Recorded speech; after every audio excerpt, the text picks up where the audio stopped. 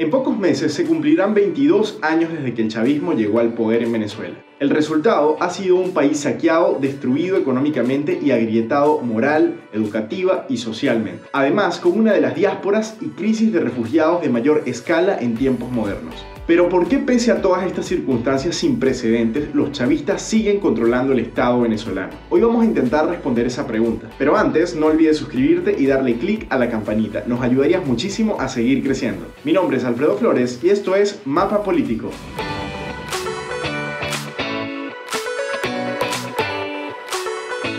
Desde hace un tiempo muchas personas me preguntan por qué la dictadura de Nicolás Maduro no termina de caer, mientras que en otros países de la región otros gobiernos de carácter autoritario han logrado ser depuestos mediante protesta social y presión institucional.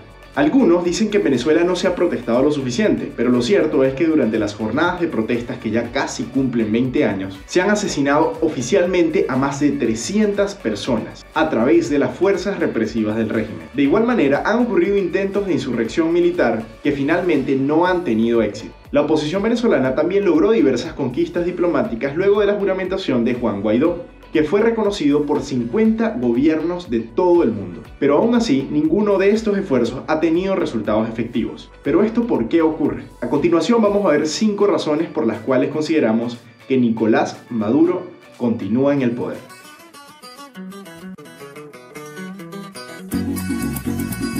No sé si alguno de ustedes alguna vez ha escuchado la fábula de Stalin y la gallina. Esta historia cuenta que una vez le preguntaron a Stalin que cómo hacía para controlar al pueblo soviético mientras vivía tantas miserias y tanta necesidad. Para responder, según esta fábula, Stalin tomó una gallina, la desplumó totalmente y luego la soltó en el suelo. Cuando intentó acercarse a ella, la gallina huía de temor, pero de repente Stalin tomó unas migas de maíz y empezó a acercarse a la gallina para darle de comer. Mientras iba lanzando las migas en el suelo, la gallina empezó a seguirlo, aún a paso torpes y desorientada. Luego de haber sido totalmente ultrajada, la gallina terminó siguiendo al dictador por comida. Lamentablemente, algo parecido es lo que ocurre en Venezuela. Un país que hace unos 20 años era uno de los más ricos del continente y donde hoy las cifras de miseria se igualan a África, con un 96% de pobreza y un 79% de pobreza extrema. Los venezolanos ahora comen menos que antes y deben sufrir odiseas para conseguir alimentos y sobre todo para poder pagarlos en un país en donde el sueldo mínimo, por más increíble que parezca, ronda los $1.14 al mes, el más bajo del continente, incluso por debajo de Haití, en donde el sueldo mínimo es de $96 mensuales. En este contexto es cuando aparecen las cajas CLAPS, un sistema de distribución de comida a precio regulado que llega intermitentemente a las zonas marginales del país y a algunos sectores urbanos. La necesidad de acceder a estos programas de subsidio han obligado a muchos venezolanos a sacarse el carnet de la patria, un documento partidista sin el que no se puede acceder a estas cajas de alimentos, a la compra de gasolina regulada u otros insumos de primera necesidad. El régimen ha aprovechado el hambre para chantajear a la población, intercambiando migajas de comida o puestos de trabajo en el sector público con sueldos privilegiados a cambio de votos. Claro, y el que no vota no come. Para el que no vote no hay comida. ¿Ah? El que no vote no come. Se le aplica una cuarentena ahí. Esto evidentemente ha limitado las protestas en las comunidades más dependientes de los programas del régimen, las cuales, al igual que la anécdota de la gallina, siguen al chavismo no por amor, sino más bien por miedo y por necesidad, aun cuando viven peor que nunca en sus vidas.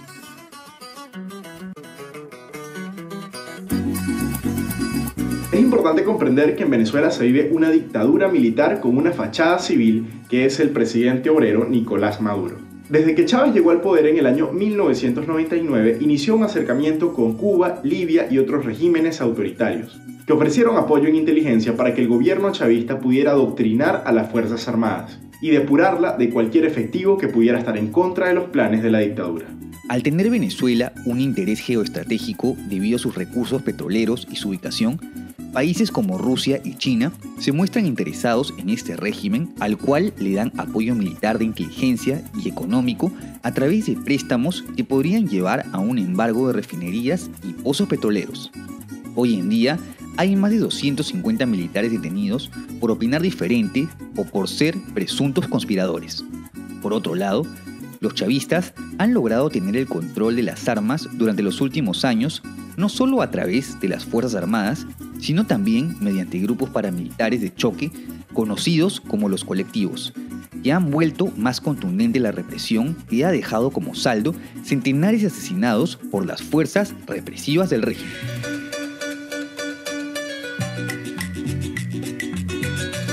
El Producto Interno Bruto de Venezuela se ha reducido de 334 mil millones de dólares en 2011 a aproximadamente 76 mil millones de dólares para la actualidad, aunque se cree que podría ser mucho menos, lo cual coloca a Venezuela por debajo de Angola y Etiopía. Esta contracción económica contrasta con el hecho de que en Venezuela para el año 2018, 38% del Producto Interno Bruto eran operaciones no declaradas, lo que muy bien pudiera significar corrupción, lavado de dinero, trata de blancas y narcotráfico. Durante el chavismo, los grupos delictivos lograron un auge sin precedentes en el país. Las cárceles dejaron de ser reformatorios para pasar a ser clubes de retiro y centros de coordinación criminal de la mafia. Dentro de los retenes es común ver piscinas, armas, discotecas, personas que ingresan sin supervisión e inclusive campos de siembra de droga. Entre tanto, el gobierno de Venezuela creó lo que se conoce como Ministerio para Asuntos Penitenciarios, dirigido por Iris Varela, quien sirvió como mediadora del gobierno para mantener buenas relaciones con grupos criminales, siempre y cuando no afecte a los intereses del régimen. La criminalidad en Venezuela ha dejado más de 300.000 asesinados en 20 años, por lo que claramente esto ha servido como una medida de coacción. Adicionalmente, varias figuras del chavismo y del alto mando de las Fuerzas Armadas se encuentran vinculadas a negocios de narcotráfico de alto nivel. Se estima que la mayoría de la droga que está ingresando a Europa sale de Venezuela. Y por más exagerado que parezca, 2 sobrinos de la primera dama de Venezuela, Cilia Flores, criados por ella como hijos, se encuentran detenidos en Estados Unidos por traficar con un cargamento de estupefacientes. Diosdado Cabello, Néstor Reverol, Tarek El Aizami son los señalados de ser los jefes del cartel de los soles, como se le conoce a la organización de narcotráfico que opera el chavismo aprovechando sus ventajas diplomáticas.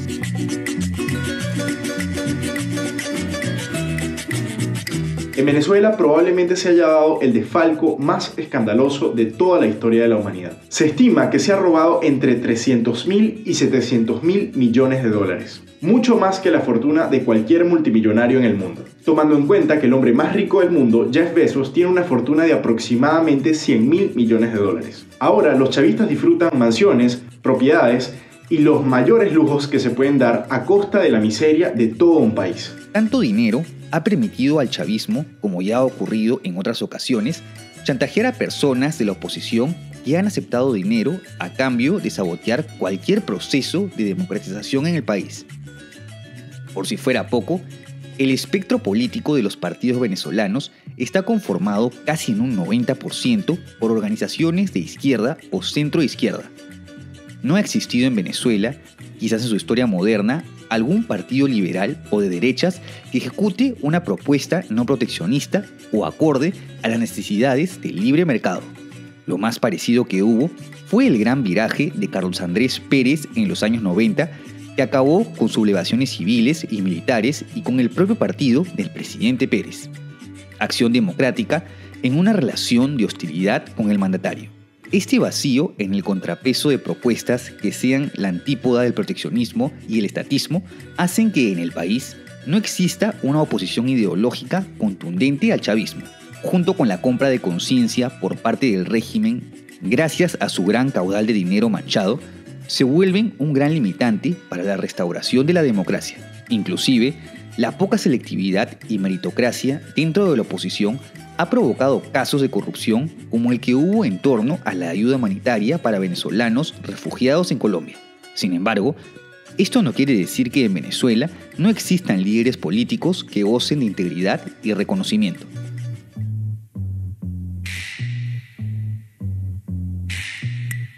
Otro de los factores que termina por afectar la resistencia civil dentro del país tiene que ver con la diáspora de jóvenes y adultos que han enfrentado al régimen a través de protestas en repetidas ocasiones.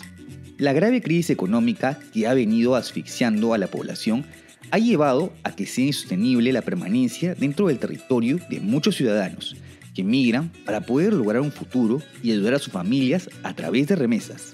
Este hecho, a largo plazo, termina por atenuar las protestas por el desgaste que ha producido para la ciudadanía en casi 2 décadas de manifestaciones sin frutos.